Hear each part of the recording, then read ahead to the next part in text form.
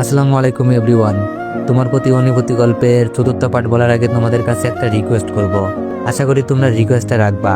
তো তোমরা হয়তো অনেকেই জানো যে আমি একটা ইউটিউব চ্যানেল খুলছি, আর আগে একটা ইউটিউব চ্যানেল ছিল, সেটা হ্যাক হয়ে গেছে।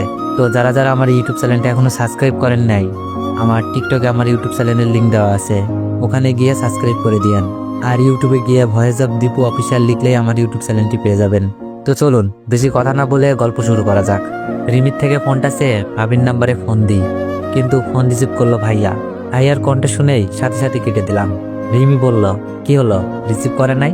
আমি মন খারাপ করে বললাম, করছে কিন্তু ভাইয়া। রিমি বলল, ও তাহলে আমাকে দাও ফোনটা। রিমি মোবাইলটা নিয়ে আবার ফোন দিল, আবারও ভাইয়া ধরছে। রিমি বলল, হ্যালো আসসালামু আলাইকুম। ভাইয়া বলল, ওয়ালাইকুম আসসালাম। আপনি কে? আমি রিমি। আশা কই? আমি আশার ফ্রেন্ড।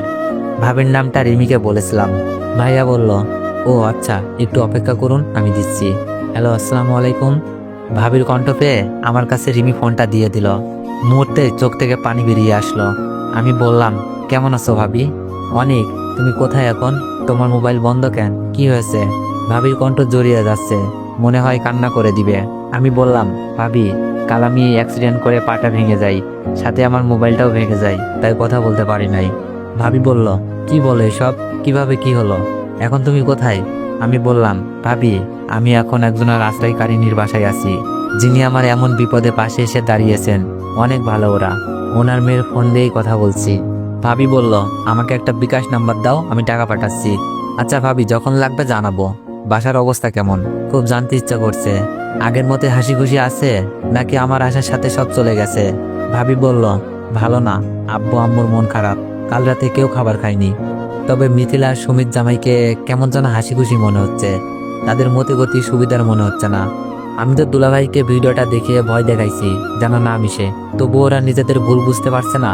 খুব রাগ হচ্ছে, মনে হচ্ছে ভিডিওটা নিয়ে বাসায় যাই, সবাইকে দেখিয়ে দিই, কিন্তু এখন তো চাইলেও সম্ভব না, ভিডিওটা হারিয়ে গেছে। ভাবি কান্না সুরে বলল, ভয়ের কোনো চিন্তা দেখছি না, তোমার ভাইয়াকে রাতে বলেছিলাম তোমাকে এমন শাস্তি না দিলেও পারতো। সে বলে, আমার এত দরদ কেন, আমার কি তোমার সাথে সম্পর্ক আছে নাকি? আমি বললাম, কেঁদো না ভাবি, আমি তোমার ভালোবাসা বুঝি, কেউ না বুঝুক। আর এইসব নিয়ে বাসায় কাউকে কিছু বইল না, তবে ওদের আটকানোর দরকার। ভাবি বলল, কিভাবে? আমি ভাবিকে বলতে বললাম, তুমি দুলাভাইকে বলবা অনেক যে ভিডিওটা যাওয়ার সময় আমাকে দিয়ে গেছে, বলেছে আর যদি মিথিলার সাথে মিশতে দেখি বাসার সবাইকে দেখাতে। ভাবি বলল, আচ্ছা আজকেই বলবো। আমি বললাম, খুব গোপনে, দেখো ওরা ভালো হয় কিনা। ভাবি কান্না সুরে বলল, অনিক, তুমি ওদের জন্য কেন মন করছো? যারা তোমার মিথ্যা অপবাদে বাসা থেকে বের করে দিল, এখন প্রমাণটাও হারিয়ে ফেলেছ, তুমি কি আর ফিরবে না? চোখ বেয়ে পানি পড়ছে। ফিরবো ভাবি, তবে যেদিন সবাই তাদের ভুল বুঝতে পারবে। তোমার ভাইয়া আসছে, রাতে ফ্রি হলে কল দিব। ফোনটা রেখে দিল ভাবি। রিমির চোখের কোণেও পানি। রিমি বলল, অনেক, আপনি কি মানুষ? আমি বললাম, কেন? রিমি বলল, যে আপনার বাসা ছাড়া করলো, মিথ্যা অপবাদ দিল, তার জন্য এত ভাবছেন? মনে রাখবেন, এই দুনিয়ায় কেউ কারোর জন্য অতটা ত্যাগ স্বীকার করে না। আমি বললাম, তাহলে আপনারা কেন করছেন? আপনারা তো চাইলেই আমাকে কিছু টাকা ধরিয়ে দিয়ে চলে আসতে পারতেন, কিন্তু আমার ভালোর জন্যই বাসাতে নিয়ে আসলেন, ত্যাগ স্বীকার করছেন। রিমি বলল, আপনি আমাদের উপকার করেছেন, ধরে নিতে পারেন তাই আমরা আপনার উপকার করছি, কিন্তু মিথিলা দুলাভাই তো আপনার সম্মান ডুবিয়ে বাসা থেকে বের করে দিল। রিমির কথা যুক্তিযুক্ত। আমি বললাম, মিথিলা আমার চাচাতো বোন, যাকে আমি ভালোবাসতাম, তার সম্মান কি করে নষ্ট করি বলুন তো? মিথিলা হয়তো একটা ভুল করেছে, আমি তার ভুলগুলো সংশোধনের কারণ হতে চাচ্ছি। সে যেন বুঝতে পারে কাকে সে অপমান করত। সে আজ তার সম্মান বাঁচানোর জন্য মুখ বুজে সব সহ্য করে গেল। রিমি বলল, আপনি এখনো মিথিলাকে ভালোবাসেন? আমি বললাম, জানি না, তবে আমি চাই মিথিলা তার ভুল বুঝতে পারুক, সম্মান নিয়ে বেঁচে থাকুক। রিমি বলল, ও বুঝেছি, হয়তো এখনো ভালোবাসেন।